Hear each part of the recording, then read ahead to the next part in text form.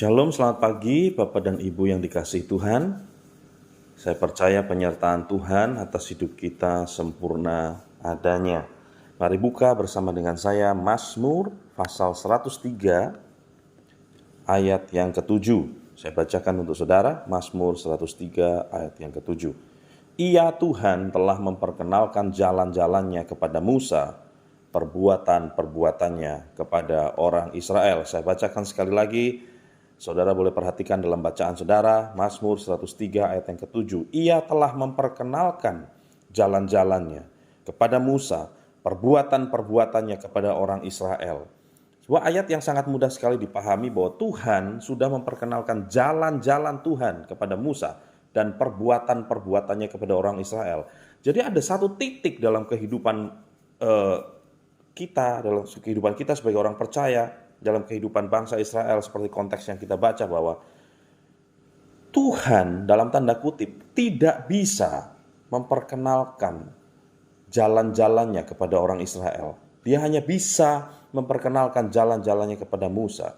Di satu titik Tuhan hanya bisa memperkenalkan perbuatan-perbuatannya kepada orang Israel dan tidak bisa lebih dari itu. Karena kedegilan hati bangsa Israel, ketegar tengkuan hati bangsa Israel, Tuhan tidak bisa menunjukkan jalan-jalannya. Nah, ada dua hal yang berbeda Bapak dan Ibu yang akan kita belajar di pagi hari ini tentang jalan-jalan Tuhan dan perbuatan-perbuatan Tuhan. Secara alami kita sebagai orang Kristen, kita akan lebih tertarik untuk melihat perbuatan-perbuatan Tuhan yang luar biasa.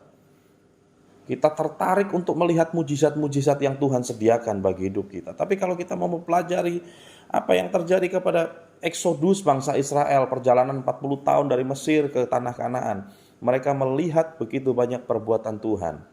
Mereka melihat begitu banyak kebaikan Tuhan yang termanifestasi dalam bentuk mana, dalam bentuk burung puyuh, dalam bentuk air, dalam bentuk penyertaan Tuhan, tiang awan dan tiang api, dalam bentuk penyertaan Tuhan, keperkasaan Tuhan ketika mereka diserang oleh bangsa lain. Mereka melihat begitu banyak perbuatan-perbuatan Tuhan.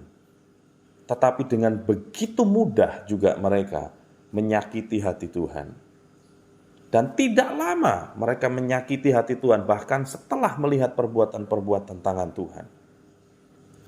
Saya bacakan satu ayat untuk saudara. Mazmur 106 ayat yang ke-7 saya bacakan untuk saudara. Nenek moyang kami di Mesir tidak mengerti perbuatan-perbuatanmu yang ajaib. Tidak ingat besarnya kasih setiamu. Tetapi mereka memberontak terhadap yang maha tinggi di tepi laut Teberau. Ayat ini juga dengan jelas berkata, nenek moyang kami mungkin melihat setiap hari penyertaan Tuhan yang begitu besar. Dalam bentuk mana, dalam bentuk burung puyuh, dalam bentuk air, dalam bentuk penyertaan Tuhan, tiang awan, tiang api. Tapi nenek moyang kami tidak mengerti perbuatan-perbuatanmu yang ajaib.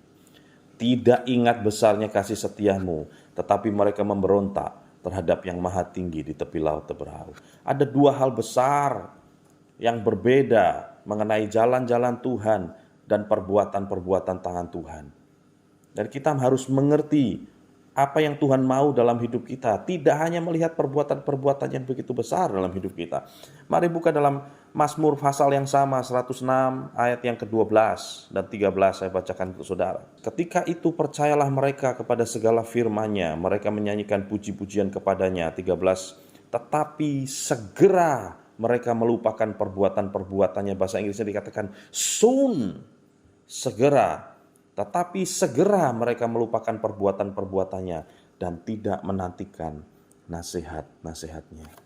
Bapak dan Ibu, saudara yang dikasihi Tuhan,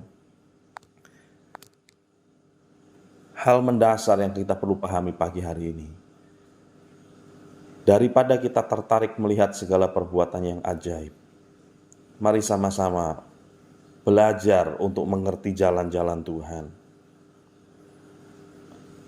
Karena ada dua hal mendasar.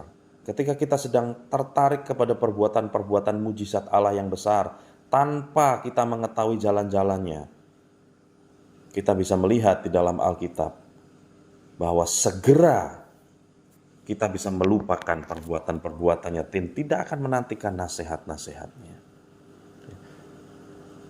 Ada satu cerita di dalam Perjanjian Lama yang akan memberikan contoh kepada kita dengan cukup bagus mengenai perbedaan perbuatan dan pekerjaan tangannya. Yang pertama kita buka Keluaran 18 ayat 20. Nanti saudara bisa baca secara full supaya mendapatkan konteksnya. Keluaran 18 ayat yang pertama terus sampai ayat yang ke-27. Tetapi yang akan saya bacakan untuk saudara adalah Keluaran 18 ayat 20. Ini nasihat Yitro kepada Musa, dan saya percaya bahwa Yitro adalah seorang mertua yang sangat bijaksana, dan ini adalah hikmat daripada Tuhan. Kemudian haruslah engkau mengajarkan kepada mereka ketetapan-ketetapan dan keputusan-keputusan, dan memberitahukan kepada mereka jalan yang harus dijalani dan pekerjaan yang harus dilakukan. Saudara perhatikan, selalu ada dua seksi, selalu ada dua segmen, selalu ada dua hal, yaitu jalan yang harus dijalani dan pekerjaan yang harus dilakukan. Makanya dalam Keluaran 33 ayat 12, maka berkatalah Musa kepada Tuhan, memang engkau berfirman kepadaku, suruhlah bangsa ini berangkat, tetapi Tuhan tidak memberitahukan kepadaku siapa yang akan kau utus bersama-sama dengan aku. Namun demikian kau berfirman, aku mengenal namamu, dan engkau mendapat kasih karuniaku di hadapanku. 13, perhatikan, maka sekarang jika aku kiranya mendapat kasih karunia di hadapanmu, beritahukanlah kiranya jalan-jalanmu. Dalam bahasa Inggrisnya dikatakan, teach me your ways, yang artinya adalah ajarkanlah jalan-jalanmu. Kalau kita mengenal jalan-jalan Tuhan, itu artinya kita sedang mengenal pribadinya Tuhan. Kita sedang mempelajari dari hari ke hari pribadinya Tuhan. Bukan hanya mengharapkan sesuatu yang besar daripada Tuhan, yang kita tidak akan mengerti, yang kita akan dengan sangat mudah melupakan apa yang Tuhan kerjakan. Tetapi ketika kita sedang berkata, Tuhan, teach me your ways, ajarkan aku jalan-jalanmu, supaya aku mengerti jalan-jalanmu. Kita sedang belajar tentang pribadi Tuhan. Salah satu analogi yang mudah untuk mengerti ayat ini adalah, katakanlah ada dua orang yang bersahabat cukup dekat, karena satu dengan seseorang adalah orang yang saling baik, mereka bertukar gift, mereka saling memperhatikan. Ya, kadang mereka bawa makanan ke rumahnya satu yang lain, ya. Tetapi kalau mereka tidak mengenal satu dengan yang lain, katakanlah salah seseorang dari seorang sahabat yang bersahabat dengan dekat ini melakukan sesuatu yang disalahpahami, maka persahabatan itu akan sangat mudah bisa hancur. Tetapi ketika kita sedang bersahabat dengan seseorang, kita mengerti dia, kita mengerti pribadinya dia, kita melihat ada sesuatu yang dilakukan, walaupun sesuatu yang dilakukan sepertinya salah, tapi kalau kita sedang mengerti pribadinya dia, kita mengerti jalan-jalan sahabat itu, kita akan tetap percaya, kita akan tetap teguh mempercayai persahabatan itu. Mari Bapak dan Ibu, pagi hari ini jadi pribadi yang berkata kepada Tuhan, teach me your ways God, ajarkan aku jalan-jalanmu. Bukan hanya pribadi yang berkata, Tuhan tunjukkan mujizatmu, tunjukkan keperkasaanmu, tunjukkan perbuatan-perbuatan tanganmu kepadaku, tolong keluargaku, tolong bisnisku dan segala macam.